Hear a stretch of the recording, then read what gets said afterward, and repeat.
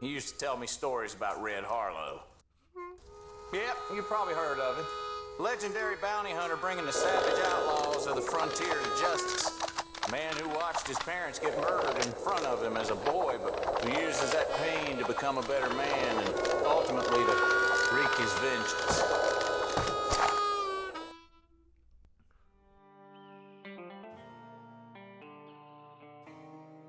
Let's talk about Red Dead Redemption. And I'm not saying 1 and 2, but the series as a whole. Now, one thing to know about Rockstar is that they are known to separate different universes from previous games. With GTA, it's the 2D, 3D, and HD universes. Now, there have been references and crossovers with other characters from the old games, like Laszlo being a recurring character in both series. Well, for Red Dead, it's essentially the same thing. They have separated Revolver from Red Dead Redemption, but there have been references to the first game. One reference that actually really does work, that the game is carried over, is the fact that the events of Red Dead Revolver do exist to a degree. They're told in Campfire stories, almost like to recall how much of a hero Red Harlow was and all the adventures he had, and they kind of summed it up in very much like told an exaggerated form of what they recollect what might have happened. So the events of Red Dead Revolver could have existed, probably not the way it was told in the stories. In many ways, this does work with the narrative of the later games. It has more of a realistic approach to playing the game and experiencing it.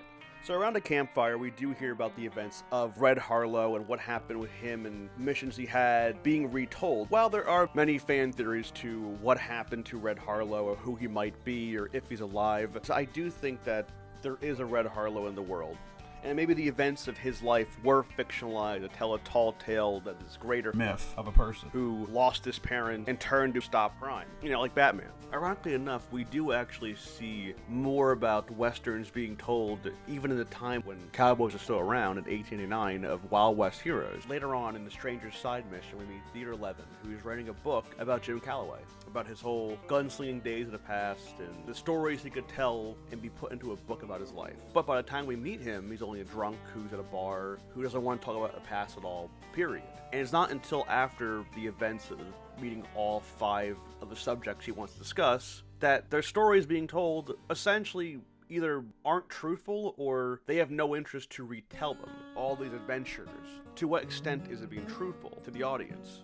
So I think when we hear about Red Harlow, we as the audience know him already from the previous game. And knowing that these events happen in those games can be exaggerated, obviously, but maybe we're just seeing a retelling of the events through a campfire story of other cowboys and outlaws of the Old West, saying how this man was a bounty hunter, brought outlaws to justice. How much of it is true, we don't know really.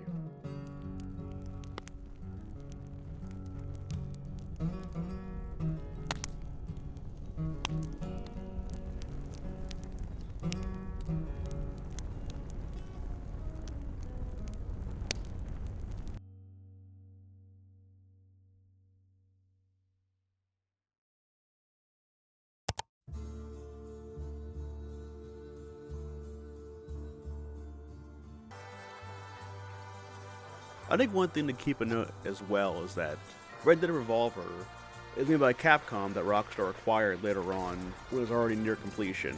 And this article came around 2012 about the creation of Red Dead Redemption. It was a sit down with Dan Houser, the co-founder of Rockstar, and he explains the creation of the first game and the requirement of Revolver. He's quoted saying, "It didn't fundamentally play like a Rockstar game. We still kept the best mechanics we felt from the first, but built, when we really go to town, the kind of games we really like to make. We loved the mechanic of Deadeye, and thought it was executed very nicely for the time. So we wanted to keep that, and keep the Wild West theme. But beyond that, I don't think there's much that's being kept. I think the way we came to see Red Dead Revolver as being about the kind of myths and iconic images of the Old West, the cowboy with the scar on his face, the Indian, or the iconic set pieces put together in somewhat linking story. But it was really about trying to show off these very iconic myths about the Old West. Then we wanted to do Red Dead Redemption was to do something that felt more like the reality of the Old West. Story-wise, we felt that there was no point linking them because it wouldn't make much sense.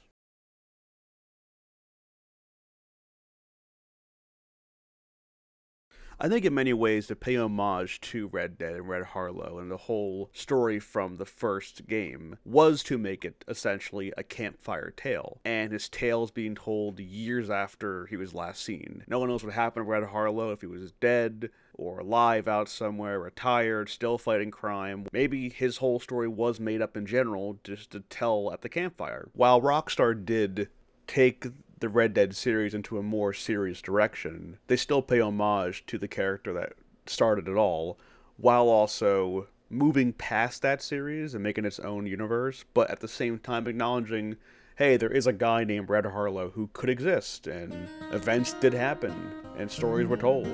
So in many ways, the story of Red Harlow is one of the best campfire stories ever told.